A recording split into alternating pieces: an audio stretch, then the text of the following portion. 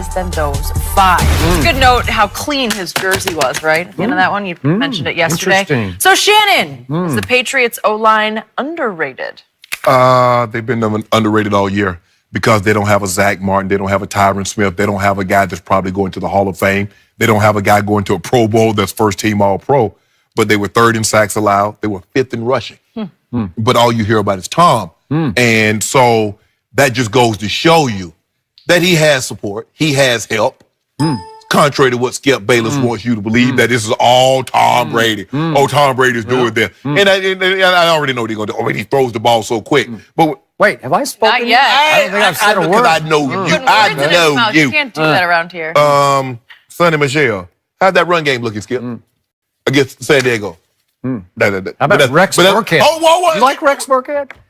I thought you were journeyman. I thought you hadn't spoke yet. Oh, I thought you hadn't spoke yet. I thought you weren't speaking. Okay. All right, continue. But who was on the field in crunch time Sunday at Kansas City? Rex Burkhead. Yeah, he was. But was Tom Brady blocking for him? We're talking about the offensive line. So I don't want you to bring Tom Brady. Thank you, Skip. I appreciate that. That was so nice of you to let me go. Thank you. Talk about the O-line. Sonny Michel, 100-plus yards against Chargers. Sonny Michel, another 100-plus, 3 touchdowns. Do you know Sonny Michel is the only rookie running back to ever rush for 5 touchdowns in the playoff in the Super Bowl era? Yep. He's only the 2nd running back to rush for 5 touchdowns in the playoff season since another Georgia Bulldog, my former teammate, Terrell Davis, in 1997. But that's all Tom. That's Tom Brady doing. Tom Brady's also a great fullback. So let me note that Tom Brady fullback. Anyway, yes. We can talk about Tom Brady only throwing the ball 6 times, 10 yards or more down the field in the first 3 quarters. But in the 4th quarter and overtime, it shot up almost triple, 17 times. So obviously, Skip Bayless, guess what? He's taking more time to throw the ball down the field, and the results are the same. Nobody's touching him. Interesting. Tom Brady line pretty good. Yeah. Tom Brady pretty good. So Dante Scarnecchia, when they lost the championship game to Denver in Denver, Dante Scarnecchia had retired the year before. The offensive line coach for the Patriots. Yep. Coach Belichick was somehow able to lure him out of retirement. He did. With the bag. Went over to his house, Jenny, paper bag, looked inside like, what's this, Bill? Coach Belichick walked out the house. Next thing I know, Dante Scarnecchia is coming back.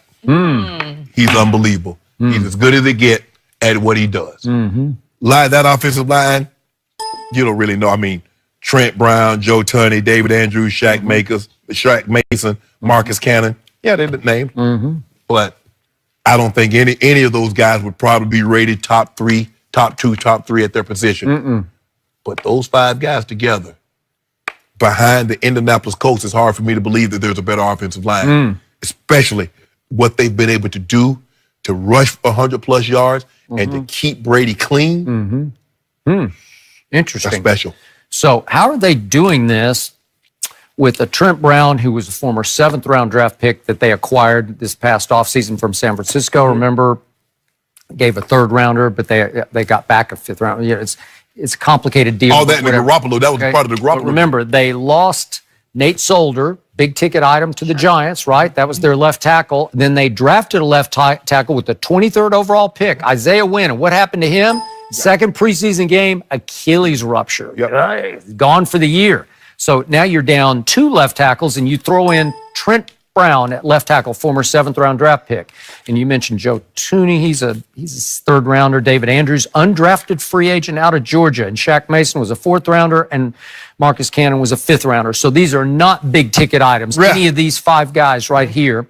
But the Pro Bowler, the star, the All-Pro, is the offensive line coach. He is simply... You could make a case he's the greatest offensive line coach ever because he's had nothing but high-level success with low-level type players, right? Alex Gibb was the same way. He was. And again, you know what? He deserves to be in this conversation because he even made Mark Schlereth, right? You know, our guy. Got to the Pro Bowl.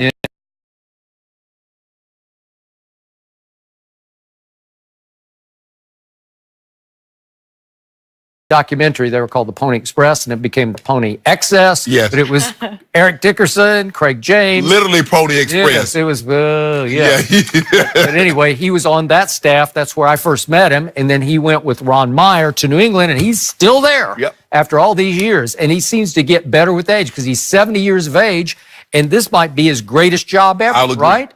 Because how can you get better than that? You go into without a left tackle into the year? 90 pass attempts. He's been hit 3 times, Skip. Okay. And yet you're about to go up against, think about what your challenge is now. With that offensive line up against, this is the front 4 for the Los Angeles Rams. You got Sue, who was the 2nd overall pick. Then you got Dante Fowler on the outside, rushing the pass. He's the 3rd overall pick. And then you got Aaron Donald, the 13th overall pick. And then you got Michael Brockers, the 14th overall pick. So you have 4 players drafted in the top 14 in the draft going up against that mishmash here of just guys. These are just a bunch of guys over here. But you got Dante Scarnecchia, who has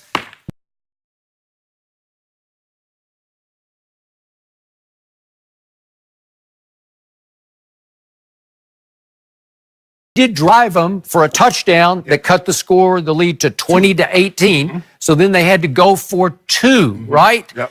And if we could see this play, you tell me what happens on this play. There's no Dante Scarnecchia, and he drops back to pass, and he's got a bolt. How many times in these plays have you seen Tom have to roll right? That ball got tipped up and intercepted. It was a 2-point try. We could maybe see it one more time. Watch. He's got to go. He feels like he's got to go to the right away, right? Yep. Because they're blitzing and people are coming unblocked, right?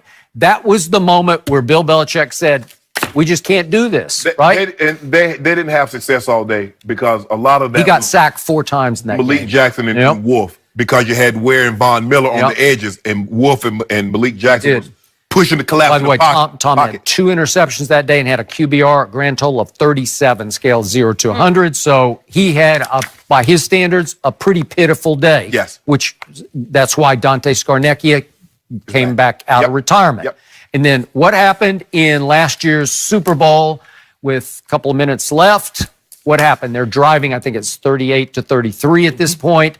And guess who the right tackle is? He's now a Dallas Cowboy named Cameron Fleming. And Brandon Graham just powers right through him, and Tom's holding the ball just a second longer, although he really didn't have much time on that one. Brandon Graham that's just a big-time play, and he got his hand on the ball, and that's the only sack of the Super Bowl. Cameron Fleming was the right tackle, now a Dallas Cowboy backup, right? Yep. So they have now replaced him with Marcus Cannon, and all of a sudden everything is clicking. But now to the point you made for me, thank you very much. I don't know if any quarterback in history has gotten rid of the ball as quickly as Tom Brady does now, because he is, if you could say somebody has mastered the position, I think it's unmasterable. But Tom Brady's playing it at as high a level as you can play it. Only guy probably Marino, because maybe on release. Yeah, because sometimes, Skip, his offensive line would go the whole season and give up single-digit sacks. That's true. Because it was so hard, because Dan was letting it go. But you know what? I'm going to repeat it again. Joey Bosa got so frustrated in the 4th quarter of the Chargers at Patriots playoff game, he finally turned to Tom and he said, quit throwing it so fast, because it's just not fair. After a while, he wears you out mentally because he's reading it so quickly. And again, we talk about Patrick Mahomes' no looks. Tom's really good at the no look. Like he doesn't lock in on a receiver. Right. He's looking over here, and all of a sudden he's coming right back. Yeah. And it happens so fast, it's just quick eye movement. I'm here, and then I come right back here, and Edelman is running an option route, but I can see that he's going to go left, and I'm going to come right back to him, boom, and the ball's gone. Tom's release is quick, and his brain is quick. Skip, I think in most offensive line coaches, and most coaches will attest to this, Skip, it's easier to coach a guy that's been drafted in the later rounds because he really didn't have bad habits. See, when you get a guy in that first round, he think he knows everything. Oh, man, I'm a first-round pick. I'm a second-round pick, bro. What you going to teach me? But when you get an undrafted free agent, you get a 5th rounder or a 4th rounder, Skip, you're able to mold them and say, son, okay, this is the way we're going to do it here. First rounder, know he's safe.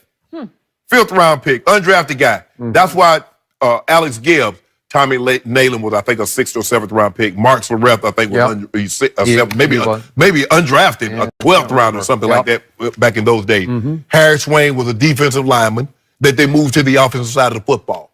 What has Mark Schlereth always told me about playing offensive line? It doesn't matter about weight room strength. It matters about leverage, angles, knowledge. It doesn't matter how ripped or cut you are, how strong you are, bench pressing. If I know how to get you off your feet, I will beat you every time. Absolutely. Absolutely. Yep. And that's what they know that others don't. That's what they're doing. Because I'll bet this collection, if you took their shirts off and paraded them, you'd be like, I don't know. And the thing is, Skip, look, they know where Tom's going to be. So I can't get beat here because this is where Tom's going to be. Yeah. You can beat me another place. You can run all the way around the horn, but you can't beat me here because this is where I'm vulnerable. Well, all I know is that the Chiefs led the league in sacks, and that was the first game all year they had 0. So I just want to know. I think Jenny want to know. And you want to know too, Healy? Yeah. So does Tom have any help? He's got a pretty good offensive line. Is that help? It's worked pretty well. Don't do that. But this is the biggest challenge because against that front four, against Wade Phillips. It's okay to say yes, Tom has help. It's okay. I admitted yesterday that Tom is GOAT man. GOAT man. Okay.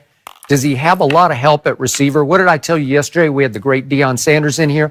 I said he could be in a sack race with the sack around his legs and he could cover Edelman. Let me ask you a question. Seriously. How many one-hand playoff catch have you seen Odell Beckham make? Because I just saw Chris Hogan make one the other night. How many of those? How many have you seen in Chris Hogan's career like that? I don't know. That's my point. You don't have enough time to get And wait, I got one last point. Okay. My point is Bill Belichick's defense gave up 24 fourth quarter points in 3 minutes. Pissed the shit out of the first half. I don't know about Piece that. of shutout. Yeah, Different that's halves. not a lot of help. Different day. All right, the Lakers. Well, they lost again last night. What? Will the return of LeBron and Rondo fix their problems? We'll discuss with Chris Broussard next. And I won't back down. Charles Matthews and the fifth-ranked Wolverine.